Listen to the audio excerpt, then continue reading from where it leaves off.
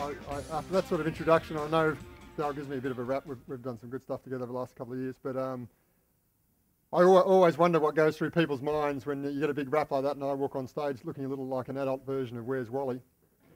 And when people hear, you went from $5,000, investment to a, $100 million outcome, they go, well, that could never happen to me. That could never work for me. And my message to you guys is I really believe that a similarly fruitful outcome is really achievable for everyone as long as they actually understand a couple of things. It's about understanding there is a formula in order to be successful at business, and it's about investing in yourself. And I think what I love about that, what Dale's putting on here is that's what you guys are doing, is you're investing in your own entrepreneurial experience. And the second thing is to surround yourself with advisors that actually have been through the road before, that can actually share their experience, because I was very fortunate to, throughout my business journey, to have exactly that. Before we get into it, I want to talk a bit about why people start business in the first place. And some of you guys have been in business longer than I have, some of you are newly in business, but generally people leave the corporate arena where they're sick of working the 9-to-5 rut, working for a boss telling them what to do, and they actually want to build something of their own that they can sort of feel really proud of, right? You feel that? And ultimately you want to achieve some sort of success where you're going to be able to live the high life. Well, unfortunately what tends to happen in business is that's the vision, and it's a pretty exciting time until you actually start to get the high seas, right? You realise that being in business is pretty tough, right? That you actually do have to go through this cesspool of out of controlness where you feel like you're going to sink or drown at any time. I'm here to tell you that unfortunately, I'm going to tell you the one thing in a minute, but the one thing isn't how to get rid of the rough seas. It's just about how do you get through the rough seas as quick as possible. Because if there wasn't some obstacles in your business journey, there would be no business opportunity to exploit. Because what would everyone else be doing? They'd be doing exactly what you're doing, right? So I think I love these sort of forums because as you guys are talking in the break and stuff, everyone at some time or other is going through the rough seas, and the people that have been through it, find out from them how did you get through those, and all those sort of tips are going to help. But there's a little stat that gets bandied around enough that only 20% of businesses survive the first 5 years, which is a pretty humbling statistic. And what I hate hearing is that entrepreneurship can't be trained. Have you heard that before? Yeah, it just, you're born as an entrepreneur, you can't train entrepreneurism. Well, if that's the case, why is there, if there's 1 million people in Australia that are in their own business, it's pretty sad that we're just letting those people start business without any knowledge. So then, validating what we're all about here is how do you actually stop that? Well, it's my belief that if you name it, you can train it. So the reason why I've come up with the one thing that I believe makes a difference between successful business or failure business is completely this. How do we get around this? Because I'm all about how do we actually get more entrepreneurs being more successful so they can do good on the planet, right? So the one thing in my belief is that entrepreneurship is the ability to make faster, better informed decisions, or what I've termed decisionship, okay?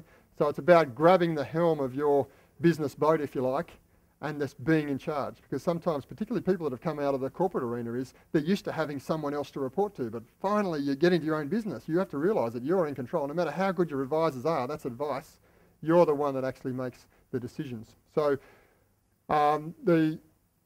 what is decisionship? So it is this concept of making faster, better informed decisions. And it's also doing it without the angst.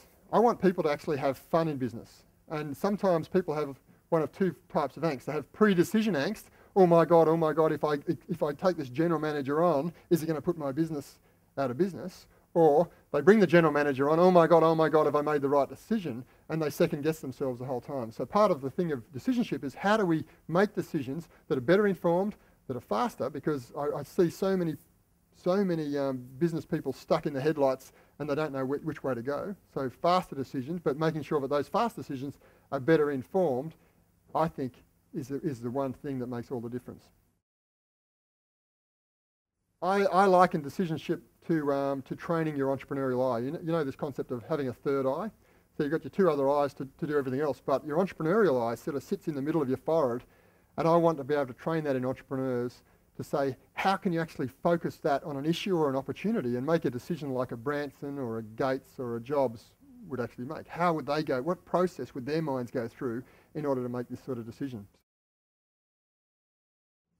I was 25 years of age, and I was a backpacker. I was travelling around the world. I went to like 40 countries or whatever it was. I didn't have a penny to my name. I was just about to actually come back to Australia, and I decided I wanted to go and climb Mount Kilimanjaro for my 25th birthday. And your 25th birthday is one of those moments in your life which is quite a momentous thing. You know, you've sort of, you know, you've gone to university, you've sort of dabbled in work a little bit, but it's about time to get pretty serious. So anyway, so I'm climbing Mount Kilimanjaro, and I'm halfway up. And anyone here's climbed Mount Kilimanjaro? It's just like an awesome mountain, but it is one of the toughest mountains to climb in the world because it's the highest mountain from top to bottom in the world. Everest goes heaps high, but it starts high, right? So you go literally from sea level to 20,000 feet in the space of 3.5 days, right?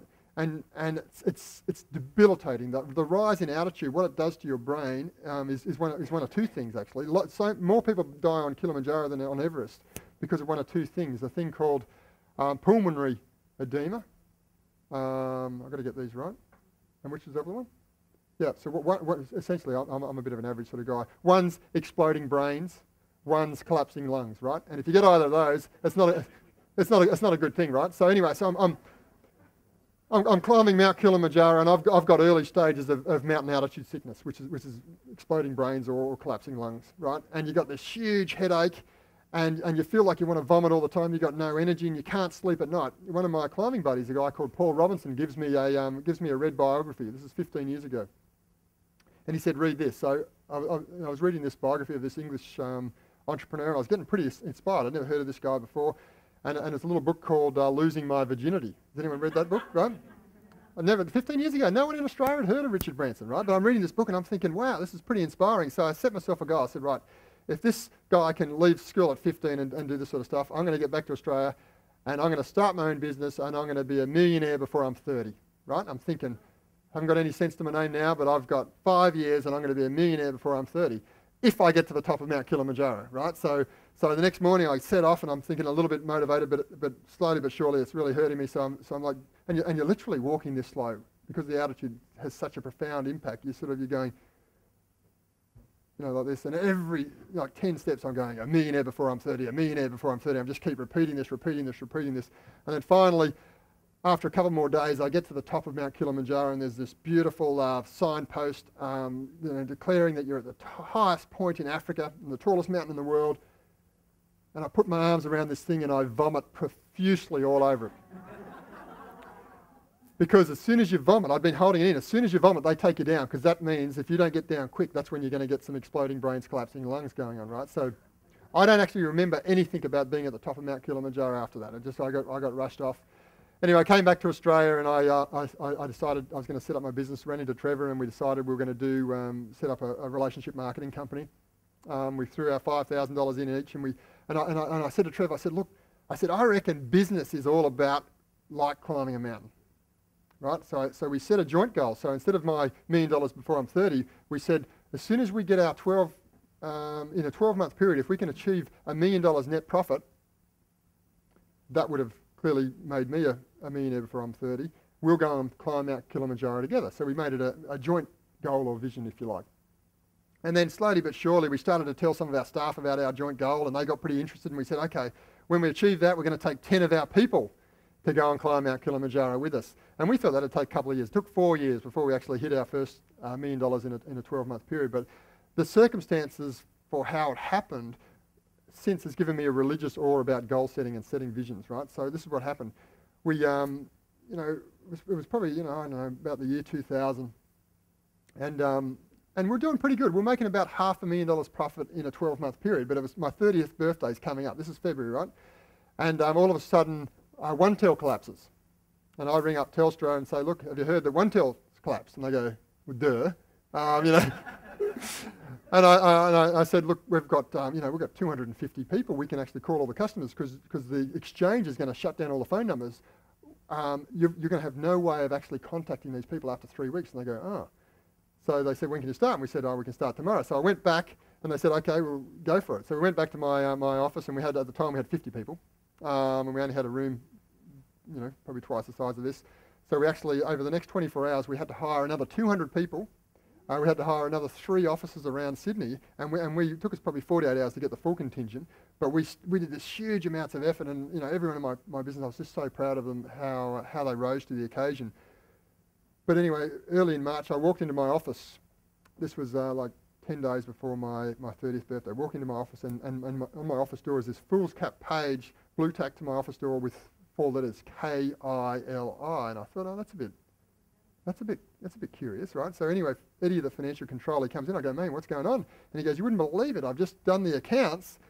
Check this out. And he shows me the P&L, $1,012, right, in the last 12 months. So it was just like 10 days before my 30th birthday, achieved it by $12. I thought, gee, if you actually do set a goal and you share it with everyone, it makes a big, big difference. So the next thing, I'm doing a little thing called, who's heard of One Water? Yeah? My friend Paul, who gave me Richard Branson's biography, he started this with another guy in the UK, right? It's now donated over $5 million to do what's called a play pump in schools in Africa, right? Yeah, which is pretty cool. So I helped bring it to Australia. So I'm now the chairman of One Water in Australia. Anyway, so Richard Branson was at a luncheon in New York with one of our foundation directors, and she was telling him about the One Water concept and how it's the future of philanthropy. That instead of asking people for money, you just get them to change buying habits. And he goes, "That's really cool." He said, "We should get together a whole group of people from around the world, take them to my island in the Caribbean, and we should talk about this." And she goes, "Cool." So the CEO of One Water in England got invited, but he was having a baby that week, which is a real bummer because then they invited me and Paul, right, instead. So with 2 weeks' notice, off I go to the Caribbean to meet my absolute hero, right? He's the guy that inspired me to start my business. And off I went, and it took like a long time to get there. And I'm the first off the truck. This truck picks you up from the little jetty, and you go through the little forest on his island. There's pink flamingos and there's giant tortoises, and you go through the rainforest and up this sort of hill, and there's this huge big house on the top. And I'm always the first doing stuff, and I grab my backpack, running up the steps, and then I nearly trip because he's actually at the steps waiting to greet everyone, right? And he goes, "You must be Creel," and I'm thinking I can go home now, right? That's just And we spent the next 4 days, it was just so awesome. We spent the mornings talking about philanthropy and the future. There was 20 of us and Richard, right? We spent talking about the future of, that's all his island holds, 20 people. We spent the next 4 days talking about philanthropy in the mornings, but as soon as 1 o'clock came, Richard would be going, "I think we've got to get down to the beach for the Branson Olympics," and all this sort of stuff. So we just had fun with him. And then on the last day, I told him a few things about what I was up to and all that sort of stuff, and he goes, and his COO was the one that asked. The CEO asked the question of his charity. She said, "You wouldn't be interested in running the Branson School in Johannesburg for 6 months, would you?" And I said, "Well, yeah."